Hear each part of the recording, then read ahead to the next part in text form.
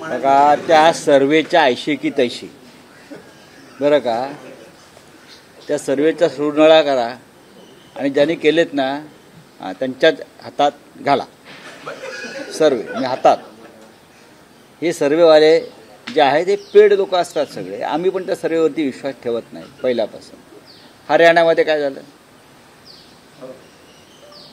उत्तर प्रदेशमध्ये समाजवादी पार्टीला 5 जागा मिळणार नाहीत, 40 जागा जिंकले.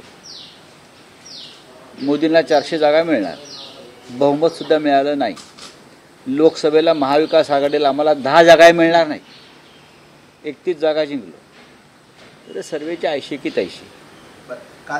आणि आम्ही महाविकास आघाडी किमान 160 जागा जिंकून 160 किमान.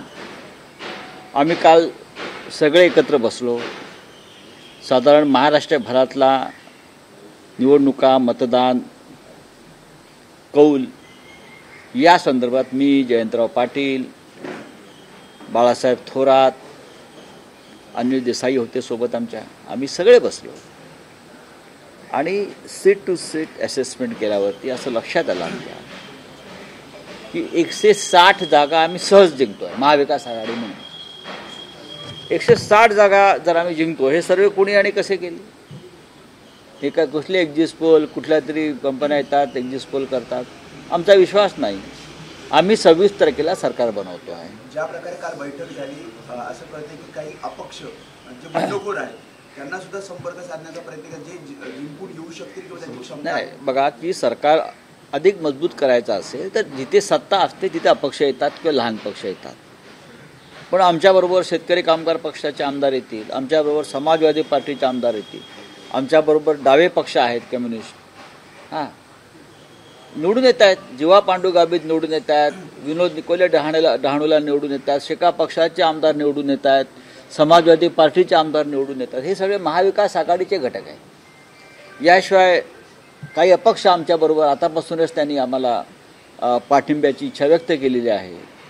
आणि आतापासूनच एकनाथ शिंदे, देवेंद्र फडणवीस वगैरे जी मंडळी आहेत बरं का, जे उशाला नोटांची बंडलं घेऊन झोपतात, त्यांना झोप लागत नाही त्याशिवाय, गादीमध्ये पण पैसे टाकून झोपतात, त्यांनी आतापासूनच या अपक्षांना वगैरे 50-50 कोटी 100-100 कोटीची ऑफर द्यायला सुरुवात केली. याचा अर्थ आम्ही जिंकतो आहोत. हे सर्वेवाल्यांना सांगा तुमच्या. जेव्हा हे असे लोक त्यांना जिंकण्याची एवढी खात्री असेल तर आतापासून हे पैशाच्या थैल्या पाठवल्या नसता लहान पक्ष, अपक्ष वगैरे लोकांना.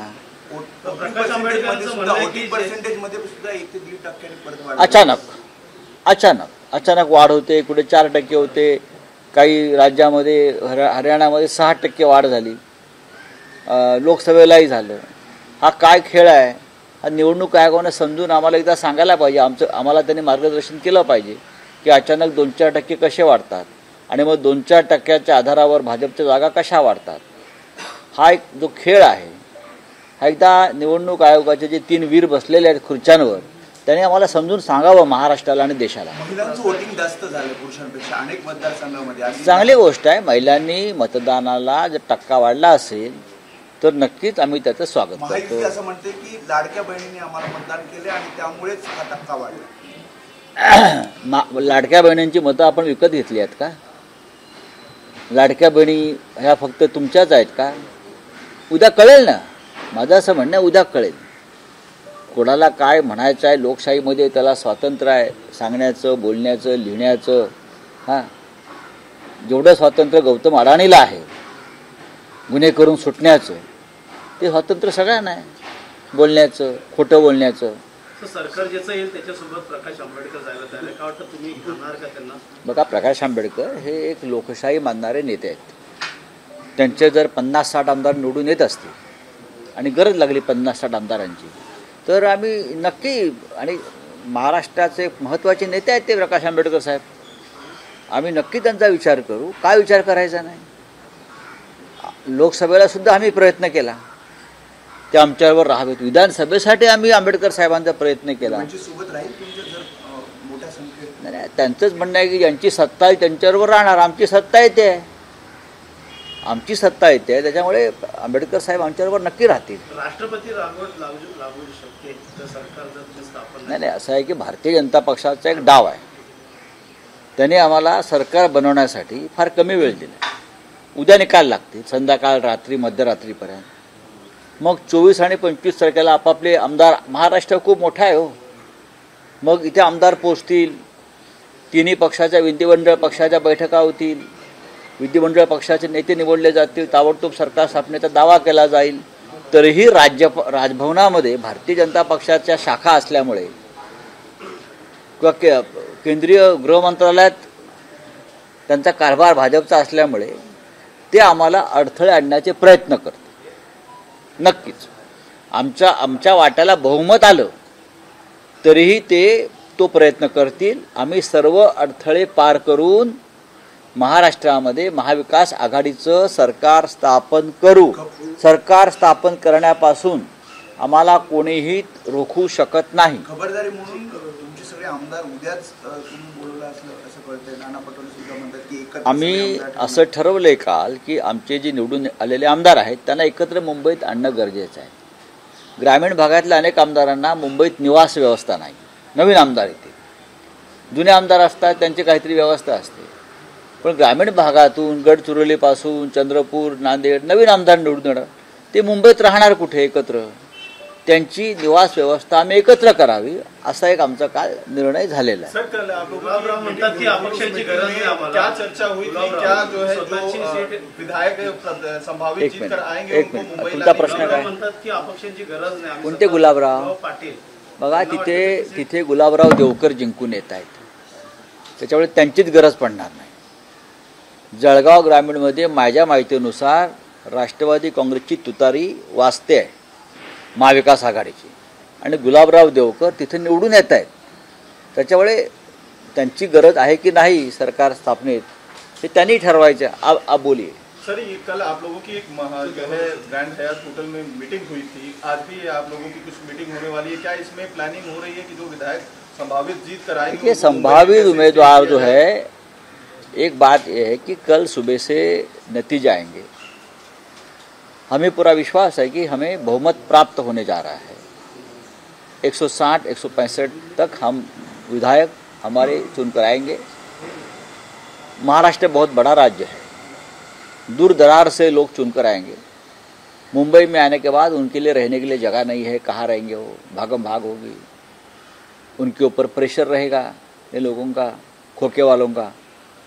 तो सबकी रहने की व्यवस्था एक होटल में एक जगह पर करने की योजना हम बना रहे हैं. सर, एक सवाल, दो सवाल हैं बेसिकली. पहला तो ये कि कल जब रिजल्ट आ जाएंगे तब शरद पवार की भूमिका आप कितनी अहम देखते हैं एमपी के देखिए, लिहाज से? बात ऐसी है, भूमिका शरद पवार साहब की तो रहेगी, कांग्रेस पार्टी की रहेगी और उद्धव ठाकरे साहब की भी रहेगी ना. ये महाविकास आघाड़ी है और हमारे साथ जो छोटे छोटे दल हमारे साथी है, जैसे कि समाजवादी पार्टी के लोग चुनकर आ रहे हैं, कम्युनिस्ट पार्टी के लोग चुनकर आ रहे हैं, शेतकरी कामगार पक्ष है वहाँ एक, उनके लोग चुनकर आएंगे, कुछ इंडिपेंडेंट आएंगे. लेकिन हमारा बहुमत जो है महाविकास आघाड़ी का वो पूरा बहुमत रहेगा. तो सब एक साथ बैठकर कल हम निर्णय लेंगे. प्रकाश अम्बेडकर की उसमें कहीं कोई जगह होगी, क्योंकि उन्होंने ट्वीट करके कह दिया है कि वो सत्ता जिसकी रहेगी उसके साथ. अच्छी बात है, अगर बीजेपी की रहेगी तो बीजेपी के साथ जाएगी, क्या ये नहीं कहा. बात रहे ऐसी है, सत्ता हमारी आ रही है, निर्दल हमारी सत्ता आ रही है महाराष्ट्र में, और हमें सरकार बनाने से कोई रोक नहीं सकता.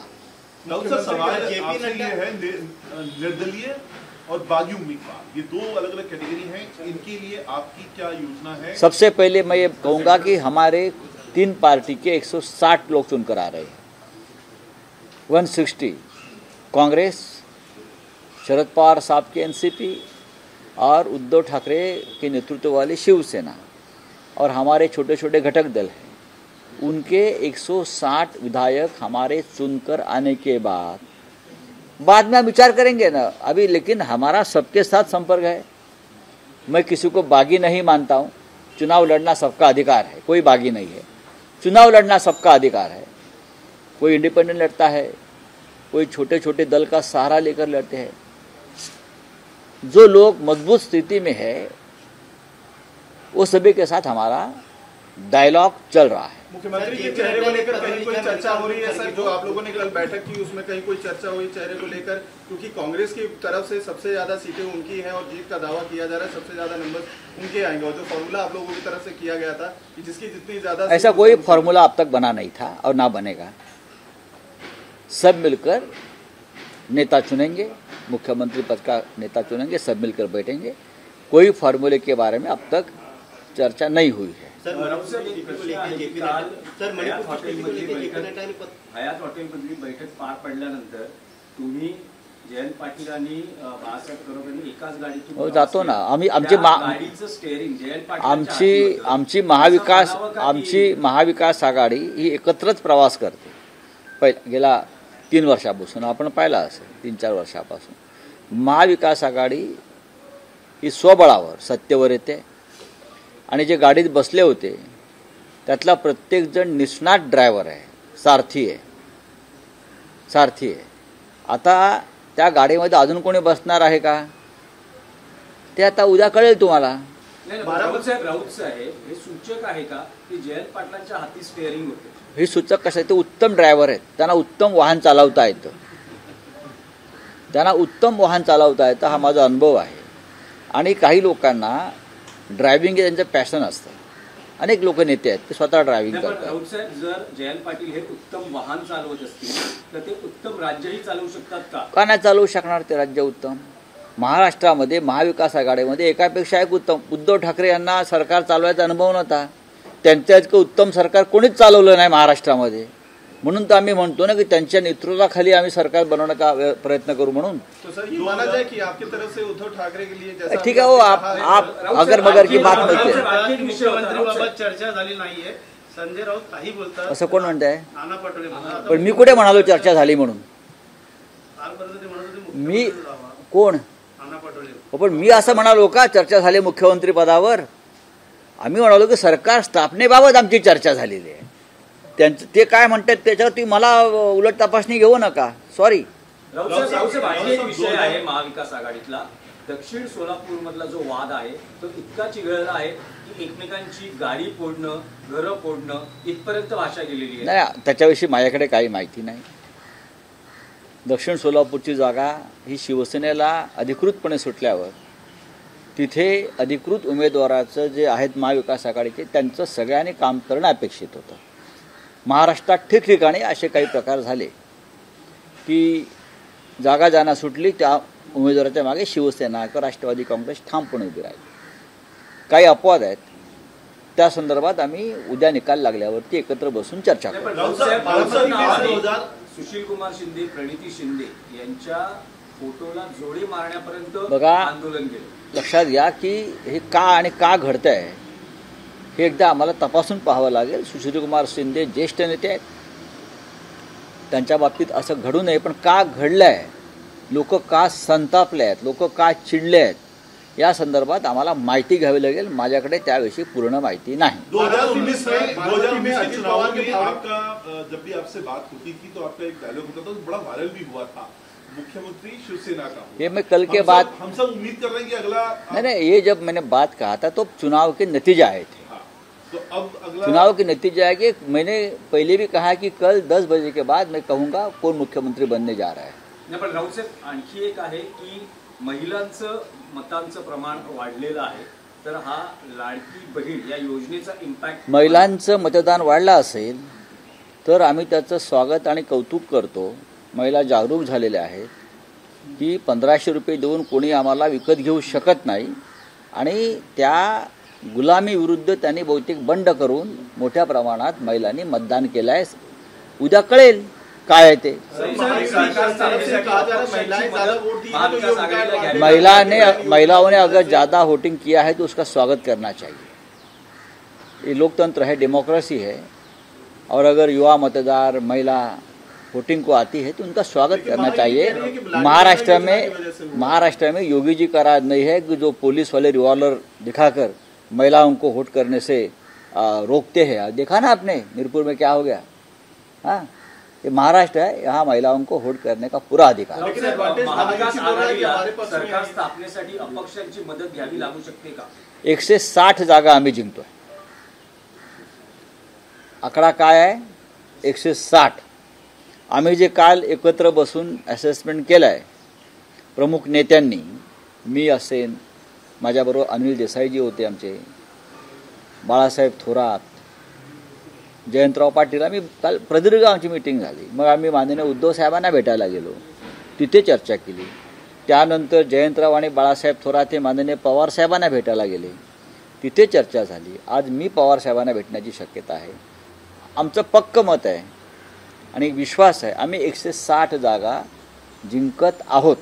आता 160 जागा जिंकल्यावरती राज्यपाल याने किती प्रयत्न केले भारतीय जनता पक्षाच्या दबावाखाली, तर राज्यपालांना ज्या निवडणूक पूर्व आघाडीचं बहुमत आहे त्यांना बोलवावं लागेल. राऊतसाहेब, पण महाविकास आघाडीचं सरकार आलं तर मुख्यमंत्री पदाचा निर्णय मुंबई महाराष्ट्रात होईल की पुन्हा दिल्लीमध्ये? महाराष्ट्रात होईल, महाराष्ट्रातच होईल. काँग्रेसचे जे प्रमुख नेते ते येतील, त्यांना दिल्लीतून ते मॅन्डेट घेऊनच यावं लागेल. शरद पवार साहेब मुंबईतच असतात, उद्धव ठाकरे साहेब मुंबईत आहेत आणि आम्ही कोणताही वेळ न घालवता निर्णय घेऊ, नाहीतर भारतीय जनता पक्षाचे लोक आमच्या हातातला ताट खेचण्याचा प्रयत्न करतील. इतके ते क्रूर आणि निर्घृण लोक आहेत. ते गौतम अडाणीला घाईघाईत मुख्यमंत्री करतील इथे.